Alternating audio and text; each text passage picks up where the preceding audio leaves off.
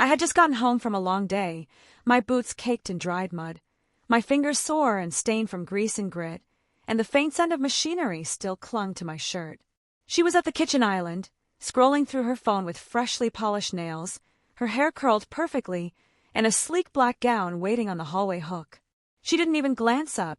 "Hey," I said gently, "you look amazing. Big event tonight." She exhaled, not a sigh that welcomed conversation, but one that warned me to tread lightly. I set down my old, dented lunchbox, the same one I'd carried for a decade and a half, and tried to sound casual. "You want me to come tonight? I can shower, shave, wear that gray suit you like." Her eyes flicked up for a second, then away again. She hesitated. "No," she said quietly, finally meeting my gaze. "Actually, I'd rather you didn't come." My heart didn't shatter all at once. It fractured slowly, like glass under stress. "Why not?" I asked, stunned. There was a long pause. Then came the words I'll never forget. "I told everyone at the firm that you're a lawyer." I stared at her. "What?" She rushed to explain. "I didn't plan to lie. It just happened. They asked what you did, and I froze. I panicked. I couldn't bring myself to say you repair trash compactors, that you deal with other people's garbage. Everyone on my team has Ivy League degrees. They wouldn't get it." I stepped back like I'd been hit in the chest. "So instead of standing beside me, you chose to pretend I'm someone else?" She looked at me sharply. "It's just one night. One little white lie. I'm up for promotion, and this event could decide everything." I clenched my hands to keep them from shaking. "You're embarrassed by me." She said nothing. Then, twisting the knife deeper, she added, "If anyone asks, I'll say you're sick. In the hospital. Please, just don't show up." I couldn't respond. I turned around, walked into our bedroom, and closed the door. That night, while she sipped wine under golden lights in a ballroom made of glass and steel, I sat on our back porch in the cold. My palms were still rough, my heart much rougher, but that was the moment I stopped being invisible. I wasn't just a blue-collar man with dirty hands. I was the one she didn't see coming. And by the time her perfect evening was over, she would finally understand who I really was. Chapter 2. While she toasted, I pulled the trigger. The night air bit at my skin, but it didn't sting as much as the silence in our home. I sat on the porch swing, staring into the dark. Her words replayed again and again, like a cruel recording I couldn't stop. "I told them you're a lawyer. You fix trash compactors. Stay away." I didn't sleep, didn't drink. I just calculated. My work may have been with machines, but my mind had always been sharp. For 15 years, every spare dollar I earned was quietly invested in stocks, real estate, even cryptocurrency before it became mainstream. She never asked. I never offered. She didn't care, and I never needed her approval. But now, her betrayal lit a fuse, and I held a match in both hands. Before dawn broke, I logged into every financial account I owned. In a few swift clicks, I moved everything, cleanly, legally, into a private trust with a single name on it, mine. Next, I contacted her firm's HR department, pretending to be a high-profile investor. I claimed I needed access to the Gala's itinerary and guest list to finalize a deal. A little charm, a little urgency, and they emailed everything I needed. And there it was, Mrs. Catherine Royce and husband Daniel Royce, senior counsel.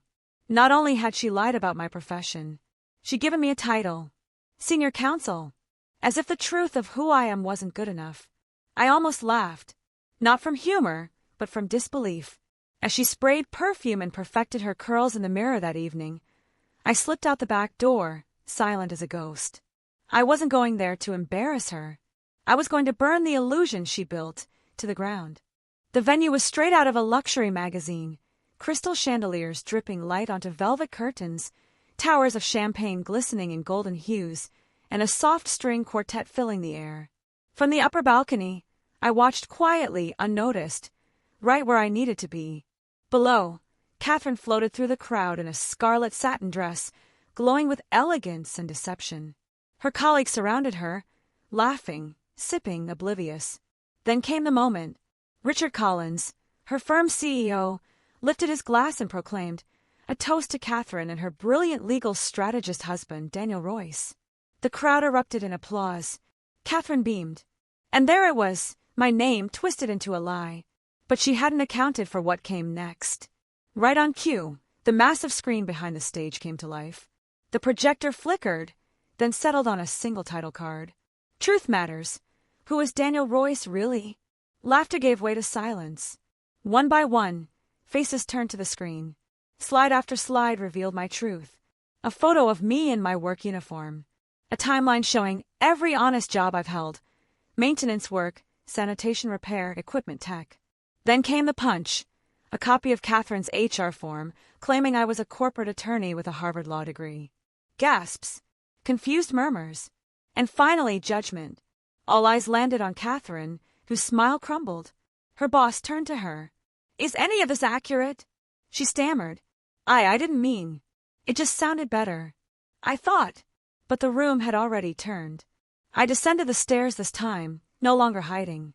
People stepped aside, as if they'd seen a ghost. Catherine's eyes widened. Daniel, she whispered. I didn't yell. I didn't insult her. I simply said, you were ashamed of me, so let me remove that weight for you. Then I handed her an envelope. Inside was a legally binding separation agreement. Already signed. Already filed. Starting tomorrow, your perfect world begins to unravel. And I won't lift a finger to stop it. As I walked away, I heard Richard whisper to his assistant, we'll need to reassess her role here. The lights dimmed. The music stopped. The celebration ended early. And Catherine's carefully built life started crumbling, just as I'd intended. Chapter 4. The collapse of everything she built. The following morning, chaos erupted at her firm. An anonymous email landed in every executive's inbox. Attached were copies of the fraudulent HR forms, screenshots of Catherine boasting about fabricating my background for corporate image, and a video clip from the Gala revealing everything. I didn't send it. Her lies had already planted enough explosives. By noon, she was called into a sudden board meeting. By 2 p.m., her access badge was deactivated. And by 5 p.m., she was escorted out of the building with a cardboard box of her belongings and shame following her every step. That evening, she returned to an empty apartment. I'd clear my things. The joint bank account was legally emptied, protected by a prenup she never took seriously. I had every right. Even her car, the one she paraded around in like a badge of superiority, was leased in my name. It had been repossessed before she'd even taken her makeup off. She called. She texted. She begged. Daniel, I didn't mean to hurt you. I was drunk. I was trying to impress them. You can't just erase me. But I could. And I had. What she never realized was that I'd been preparing for this for 6 long months, ever since I overheard her laughing on the phone with a friend. I can't have anyone finding out he picks up trash for a living. That would kill my image. That moment fractured something inside me. So, I shattered everything around her in return. Chapter 5. Delivering the final blow. 3 days later, she showed up at the temporary apartment I'd rented. Her mascara was smudged. Her hair undone. Gone was the woman who once walked into conference rooms like she owned them. I've lost everything, Daniel, she murmured. My job. My car. My name. I ruined everything. I didn't say a word. I deserve it, she continued, tears rising. But please, don't tell my parents. They think everything's fine. I tilted my head. You mean the same parents who laughed when you told them I wasn't good enough to be seen with you in public? She blinked. I told them the truth last night, I said calmly. I sent them the video from the gala. She stumbled back a step. You can't. My dad owns a respected firm. He'll cut me off. I let the silence settle. Funny, I said at last. That's what you did to me, in front of everyone. She dropped to her knees, sobbing. But she still didn't know the worst of it. Later that night, I got a call from Daniel. Not me, but her coworker, the one she'd leaned on emotionally for months. Hey, I'm sorry, man, he said. She told me you were out of the picture. Divorced. I had no idea. I didn't say a word. She asked if she could stay with me. Said she had nowhere to go. I told her no. I'm not throwing away my life for someone who lies like that. I chuckled. She's all yours if you change your mind, I said and hung up. But I knew he wouldn't. She'd burned every bridge in her life. And now, for the first time, she stood completely alone, with nothing but the memory of the lies that destroyed her. Epilogue, Out of the Ashes. 6 months later, I stood on a rooftop overlooking the city skyline. Not as a sanitation worker, not as someone ashamed of his reality, but as the co-founder of an eco-tech startup that had just landed a government sustainability contract. My hands, once stained by oil, now signed deals. They held purpose, ownership, strength. Beside me stood Maya, my new partner, a sustainability engineer I met during my volunteer work. She handed me a glass of red wine. "To starting over," she said with a smile. We toasted. I still remember the betrayal, the silence, the crushing humiliation of that dinner and what followed. But those memories were distant now, overshadowed by the sound of applause after our first major pitch, the light in Maya's eyes when I spoke of creating change, and the way my daughter had said, "Dad, I'm proud of you."